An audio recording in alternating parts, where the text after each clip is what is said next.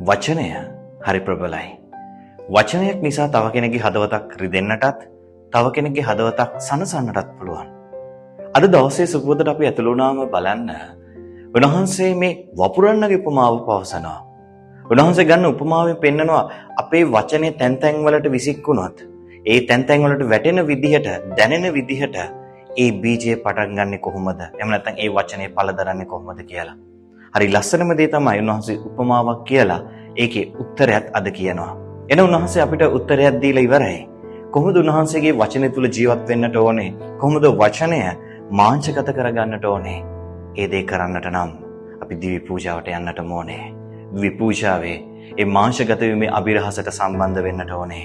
ඒ තුල උන්වහන්සේට ඔබේ මගේ හදවතේ ඵල දරන්නට උන්වහන්සේගේ ඒ ඵලය තව තවත් වැඩි වර්ධනය වන්නට කියලා අපි උන්වහන්සේගෙන් ආයෝජනා කරමු, කණලව කරමු.